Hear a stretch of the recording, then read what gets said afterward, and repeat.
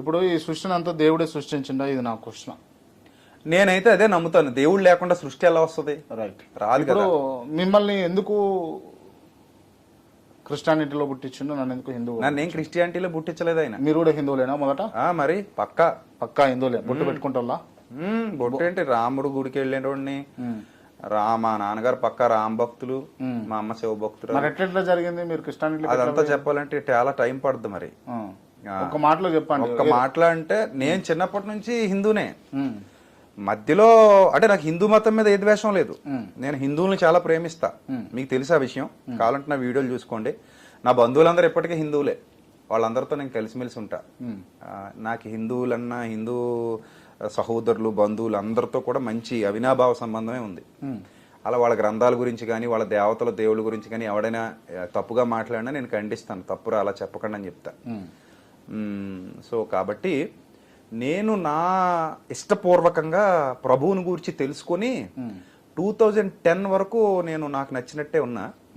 2010 తర్వాత నేను ఆయన యొక్క పరిశుద్ధతకి, అంటే పరిశుద్ధత అంటే కరుణాకర్ అంటాడు పెళ్లి చేసుకోలేదు కాబట్టి యేసుప్రభు పరిశుద్ధుడు అంటారు వీళ్ళు అంటాడు. అది అతని పర్సెప్షన్, వక్రీకరిస్తాడు, తప్పది. యాక్చువల్లీ పెళ్లి చేసుకోకపోతే పరిశుద్ధుడు, పెళ్లి చేసుకుంటే పవిత్రుడని అక్కడ. అలా అయితే సల్మాన్ ఖాన్ కూడా పరిశుద్ధుడు అన్నారు, పెళ్లి చేసుకోలేదు కాబట్టి. సో అది కాదు అసలు. ఆ బైబిల్ ఎక్కడ సల్మాన్ ఖాన్ పరిశుద్ధుడు కారా అనాలంటున్నాను. ఆయన పెళ్లి చేసుకోలేదు కాబట్టి పరిశుద్ధుడు అంటే అలా పెళ్లి చేసుకోని వాళ్ళందరినీ పరిశుద్ధుడు అనాలంటున్నాను నేను. సో ఇక్కడ కరుణాకర్ అలా వక్రీకరిస్తాడు జనాన్ని దారి తప్పించడానికి. కాకపోతే యాక్చువల్లీ పాయింట్ ఏంటంటే అక్కడ బైబిల్ అక్కడ పెళ్లి చేసుకోకపోతే పరిశుద్ధుడు అని ఉండదు. ఆయన పెళ్లి చేసుకోలేదు కాబట్టి పరిశుద్ధుడు అని ఎవడ అండకూడా. ఏ బైబిల్ చదివేవాడు కూడా అండు. పరిశుద్ధత, పవిత్రత అనేది ఈ పాపిష్టి లోకంలో శరీరధారిగా జన్మించి ఆలోచనల్లో గాని, క్రియల్లో గాని, నడతలో గాని, నడవడికలో గాని ఎక్కడా ఏ పాపం చేయకుండా చనిపోయేంత వరకు నీతిమంతుడు, యథార్థవంతుడు, పరిశుద్ధుడు, పవిత్రుడు, నిష్కల్మషుడు అనే ట్యాగ్ వేసుకున్నాడు. అది నన్ను చాలా ఆకర్షించింది. చాలా పుస్తకాలు చదివాను నేను. నా దగ్గర ఇంచుమించు ఒక 4 లక్షల రూపాయలు విలువ చేసే బుక్స్ ఉన్నాయి. ఇప్పటికున్నాయి నా ఇంటి దగ్గర.